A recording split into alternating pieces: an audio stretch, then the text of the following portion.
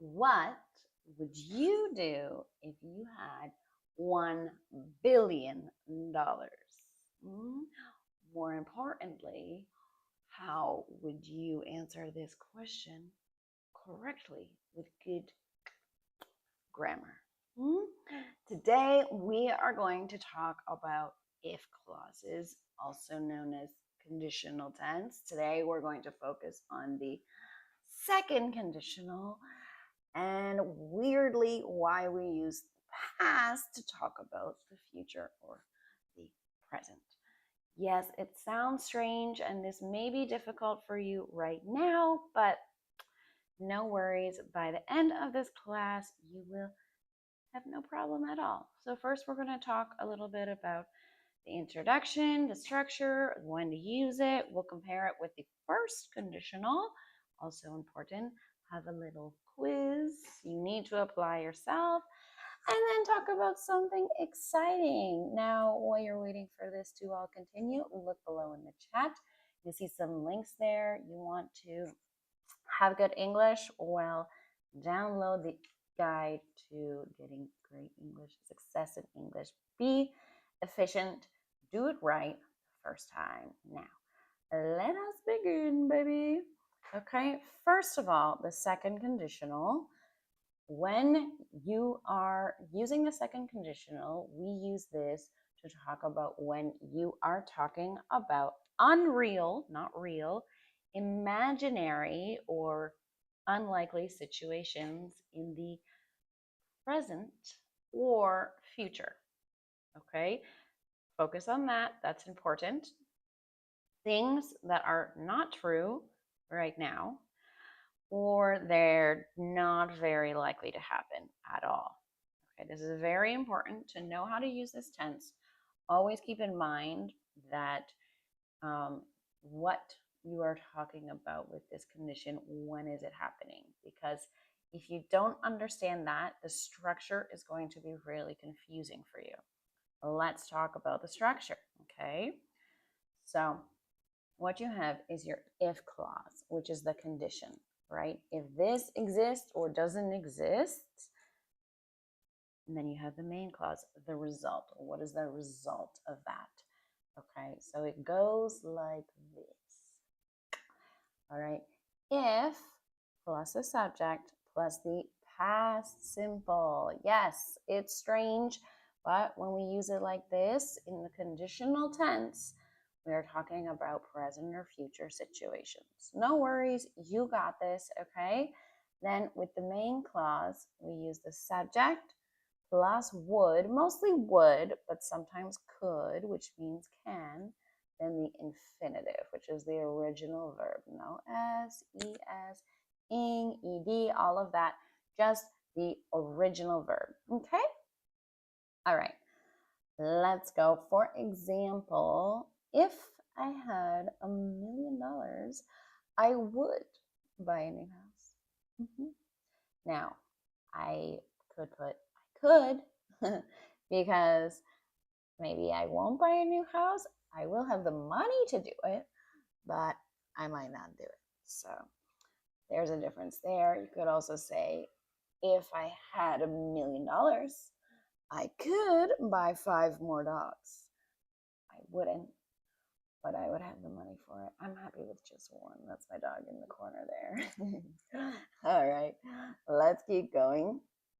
So, interesting, kind of cool thing about the second conditional is you can also reverse that structure with no change to meaning, putting the main clause first and the if clause second.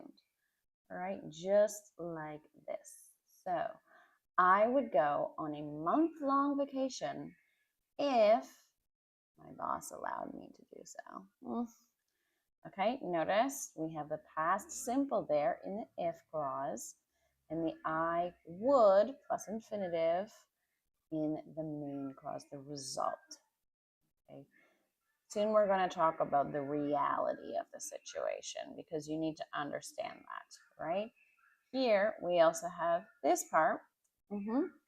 I could eat lobster every day on my vacation if I wanted to. I love lobster. But I probably wouldn't do that because I want to taste all the other food too. Okay. And here, let's talk about this. This is a weird thing in English, even for native speakers. So when if is followed by the be verb, okay, so that's was, were, since it's past simple, you should always use were, not was. So if I were, normally we'd say I was, but no, if I were, if you were, that's normal, you were. If she were, if he were, if it were, with those ones, we normally use was. He was eating whatever, but no, in the second conditional, it's not like that. And of course, if we were, if they were, okay? Now, important to note, you will likely hear native speakers use was after he, she, and it. But that is technically grammatically incorrect, okay? You should use were. Like, for example, I wouldn't do that if I were you, okay? All right, let's keep moving along here. Now, when should we use this? When should we use the second conditional? I'll tell you now, I've used it a lot in this class already, not giving examples, just giving explanations. Native speakers use this tense every day because there are actually more than one, there is actually more than one use of second conditional structure. Okay, so let's get started. You need to know first unreal situations in the present. When you're talking about something that is not true at this moment, sad, maybe, I don't know, it depends. So, for example, if I were tall, I were, not was, I would play basketball. Okay, what's the reality of the situation here? Okay, so you're watching this right now. I want you to tell me, this is the conditional tense. So I want you to tell me, right, what's the reality of this statement? This is an unreal statement. So let's talk about the reality. You know it. The reality, the truth is I'm not tall, so I don't play basketball. All right. That's my reality. All right. Here's another example. Okay. If she lived, notice we got the past simple here, but we are talking about the present. If she lived closer, we would, plus infinitive, hang out more. Okay. So, what is the reality of this sentence? What is the reality? By the way, hang out means come together, go for coffee, play sports together, watch movies, do things together with your friends. That's hang out, okay? Very, very common verb.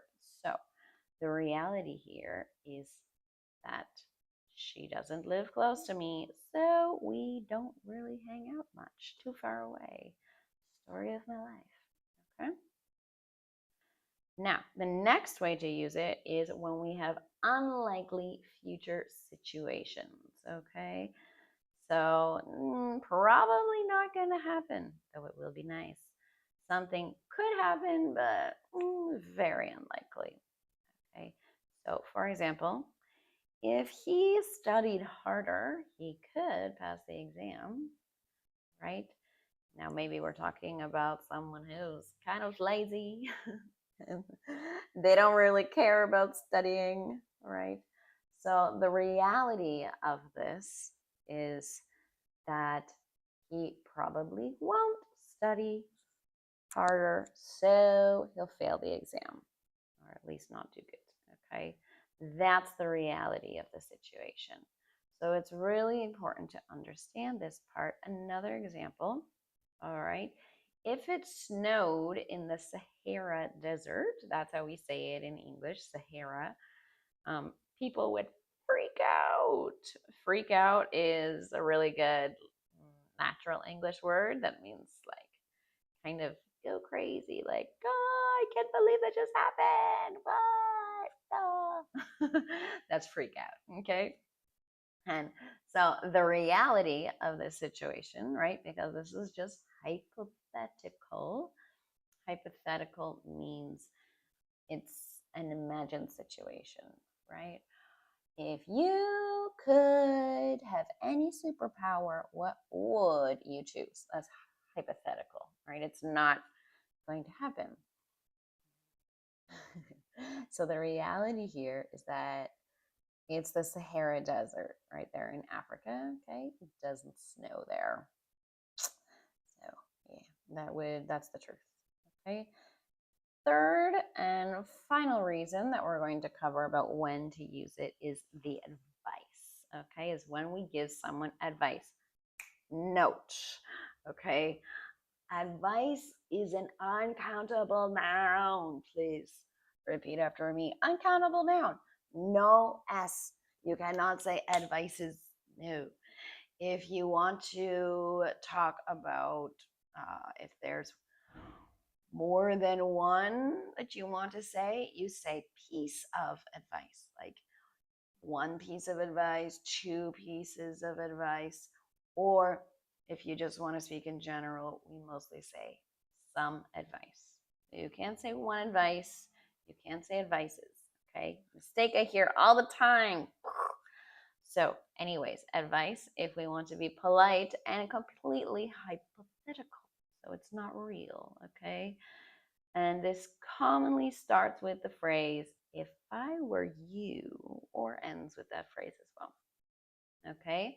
If I were you, I'd take that job. So I'd is I would join together. That's the contraction. I would take that job. Okay? If I were you, I would take that job. Notice it's not if I was you. Okay? So the reality of this situation is that I'm not you, and obviously I never will be, but if I was, that's what I would do. Okay?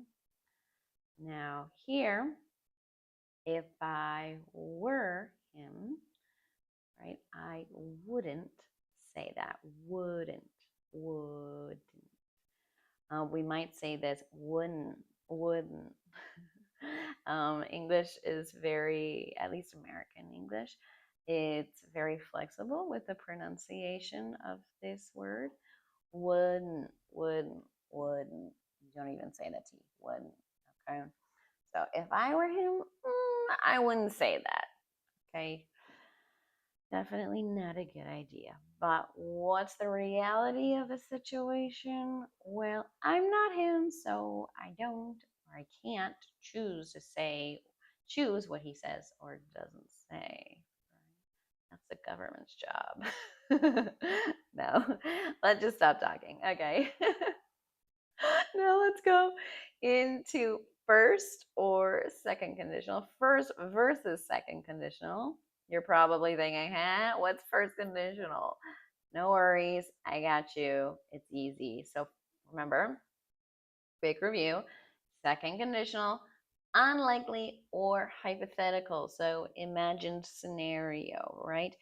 I would buy a house with 10 bedrooms, a swimming pool, and a tennis court if I were really rich. So obviously, well, I don't know, it depends on the person, but obviously this is unlikely. The reality, right? I'm probably not ever going to have enough money for that. It's just a dream.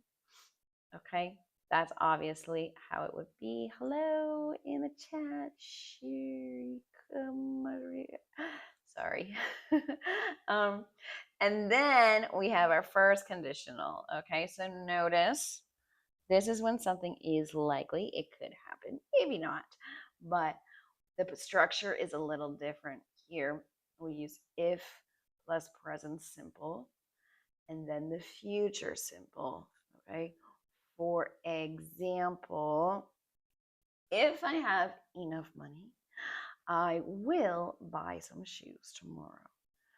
Okay, so that's a likely thing to happen. It's quite likely, very likely, that there will be enough money to buy shoes, I hope, right? So you have to figure out what is the proper condition here. So if you want to talk about something that is likely, right, then you can use if plus the present simple and then future simple. But if you want to talk about something that is in the present, also in the present, they're both in the present, but it's unlikely or totally even unreal, Sharika, then you will use a second conditional. And notice that it's if I were, which past simple, plus would, and plus infinitive, okay?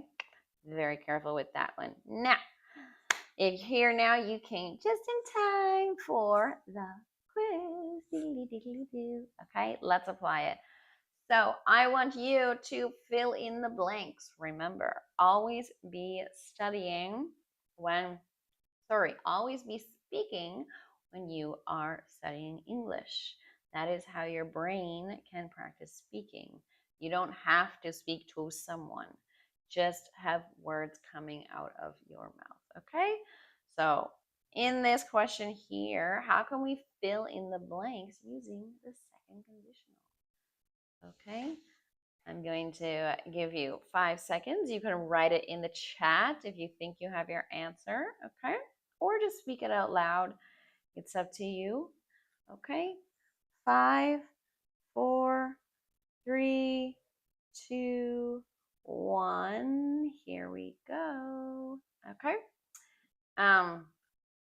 If I had a pet monkey, that's not happening for me, but if I had a pet monkey, I would teach it to make my morning coffee. Also not going to be happening. So this is completely hypothetical, right? Why do we put it like this? It's something that's happening in the present or future, right? And our second conditional, remember, it's the structure is if plus the past simple plus would or could plus the infinitive. Okay, that's what we got here. Now, the reality of this situation, can you tell me what the reality is, please? Okay, what's the reality of this situation? How would we say it? It's literally the opposite. So think about that for a second. Even pause the video if you need to. Okay, the reality is I don't have a pet monkey. So yeah, it's completely hypothetical. I don't have a monkey, so I can't teach it how to make the coffee, obviously. All right, question 2. All right, here, if she, using the verb be, my boss, every Monday, start at noon. Okay, so we have our if clause there, the first part, and then our condition, the second part. So remember the structure, what we need to put in each one. Okay, I'll give you 5 seconds to think about it. 5, 4, 3, 2, and 1. If she were, remember with be it's special, we do use the past simple, right? But with were, if with be, we only use were, not was. Okay? If she were my boss every Monday, we would start at noon. Not bad. I like that idea, starting work at noon. Okay. The reality of the situation here is that she isn't, the reverse, my boss. So Monday still start painfully early. Okay. I don't know what time work starts for you guys. For me, 6 a.m. But it's fine. I enjoy my job. So next one. Okay. We have I buy a lifetime supply of tacos if I win the lottery. Okay, what could the answer be? What could the answer be? Be careful. You got to have your if clause there. You got to have your condition clause. Remember the tense. Ooh, okay. It's the other way around this time. Okay, I would buy A lifetime supply of tacos. Yum. I love Mexican tacos. I live here in Mexico. It's a beautiful thing. If I won the lottery. So here we have if as the second part. Ooh, notice something that's very important that I didn't talk about. But when you are writing, okay, I'm going to go back for a sec. Notice here the if clause comes first, okay? If she were my boss, and what happens after that? You comma, boss, comma, okay? That's super important. Notice though, for this one, right, there's no comma. If the if comes in the middle of a sentence, no comma necessary, okay? Keep that in mind for your amazing writing, okay? And let's continue. What's the reality of the situation? It is that I'm not likely to win the lottery. So, no taco heaven in the near future. Okay, but yes, work hard for that taco heaven. Alrighty, let's continue. Okay, next question. My dog complain about my singing if she can speak. This one is an interesting one. Okay, let's see how you do. What could the answer be here? Remember, look where the if clause is, right? And the main clause.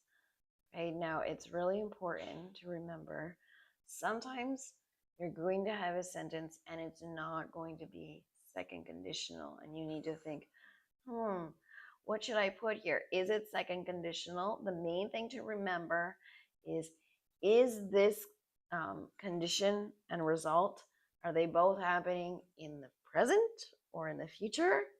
If yes, then you need second conditional, okay? So the answer is, my dog would complain about my singing if she could speak. Remember, the past tense of can is could, although we use could in other situations too, like here, okay, in the second conditional. So we have our main clause, right, and then the condition, the if clause in past simple. So what's the reality of this situation, right? To help you understand the reality, right, you should just go vice versa. Add a not or take out a not. So the reality is my dog can't speak. So I'm free to sing as terribly as I would like. Who here likes to sing? I like to sing, but that doesn't mean I'm good at singing. Okay. Yes, complain. Notice the pronunciation of that word, complain. Also, the pronunciation of could. It's not could or anything else. It's could. Same as would, which rhymes with good, not good. Okay, let's continue. Next one. If he can have any superpower, he choose to be able to teleport anywhere instantaneously. Listen to the pronunciation. It just means instant, like that. Instantaneously. Okay. So we have our if clause and our main clause. Remember the structure there. It is, if he could have any superpower, he would choose, interesting, to be able to teleport anywhere instantaneously. Teleport is to go from one place to another, right? Like Harry Potter style when they touch a port key. Okay. Actually, that's a superpower I'd like. So I can just snap, have breakfast in France, snap, eat dinner in Korea. Wouldn't it be great? Okay. Anyways, yeah, it's weird here. We have could have and would choose. Both are similar, you think, but in the if, remember in the if clause, we use the past simple here. So the past simple of could is can, right? Or the past simple of can is could. So could have. And the would or could, depending on what you want to say here, right? He would choose. That's his choice. Infinitive. Are there any questions? If you have questions, please write them in the chat or in the comments below because I'd be happy to answer them. Don't forget, you can download your free guide to English right in the description. Okay, now, superpowers. The reality is that superpowers don't exist, or do they? Okay, let's continue. So, I think this is our last question. So let's see if you can get it correct. Perfecto. Okay. My little brother eats instant noodles every night. If my mom not be, you need to get a not in there to cook proper meals for him. Okay. What could our answer be? It is 5, 4, 3, 2, 1. My little brother would eat, okay, would plus infinitive, instant noodles every night if my mom weren't, right? She wasn't, but she weren't because it's conditional. If she weren't there to cook proper meals for him. The reality of the situation, lucky for my brother, is that he does live with his aunts, so he doesn't have to eat instant noodles every day. All right, good. So I hope you understand this. Remember, any questions, let me know. And now I just have a quick thing to tell you about the Black Friday sale, and I'm super excited. It actually starts today. Actually, it started early, but for you, it starts today. Okay. Yeah, that's right. We're ahead of schedule. So I've been thinking about this and I got really excited when I came up with this deal. So here's what's going to happen. I do give one-on-one live classes. I give them like every day, all day, pretty much.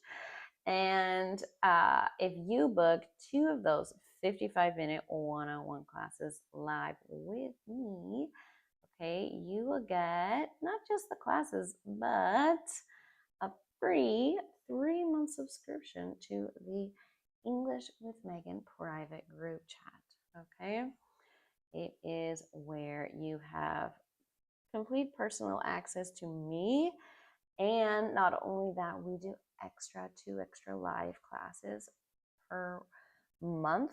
Okay, and those live classes, what time are they? Well, that is decided on by the people in the group chat. So for some of you, I know it's really late right now, but we can do earlier ones if you want, okay?